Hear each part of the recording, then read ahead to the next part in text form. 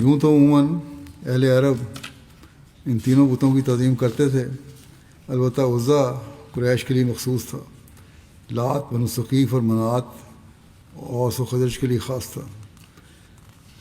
اہل عرب کے تصور کے مطابق یہ تینوں مؤنث تھے، یعنی دیویاں تھیں۔ قرآن کریم نے ان تینوں کا ذکر کرتے ہوئے فرمایا ہے، تم بھی ذرا لات اور عزا کا حال سناؤ، کیا ان کی بھی یہی شان ہے؟ اور تیسرے منات کا بھی جو ان کے علاوہ ہے، کیا تمہارے لیے تو بیٹے ہیں اور خدا کے لیے لڑکیاں؟ یہ تو نہایت ہی ناقص تقسیم ہے۔ یہ تو کچھ نام ہیں جو تم نے اور تمہارے باپ دادا نے رکھ دیے ہیں، ورنہ ان میں حقیقت کچھ بھی نہیں ہے۔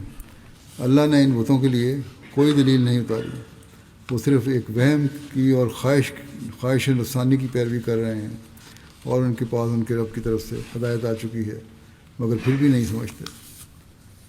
بہرحال جیسا کہ بیان ہوا ہے کہ فتح مکہ کے فوراً بعد نبی اکرم صلی اللہ علیہ وسلم نے بتوں کے ان ٹھکانوں کو مسمار کرنے کا ارشاد فرمایا تاکہ لوگوں کے دلوں سے ان کے فرضی خوف اور عظمت کا خیال جاتا رہے، اور یہ پر حکمت فیصلہ بہت بابرکت ثابت ہوا، کیونکہ ان کے انہدام سے لوگوں کے دلوں میں ان کا جھوٹا خوف اور رعب جاتا رہا، اور ان کو یقین ہونے لگا کہ اس خدائے واحد و یگانہ کا تصور ہی صحیح ہے جو محمد رسول اللہ صلی اللہ علیہ وسلم نے پیش کیا ہے۔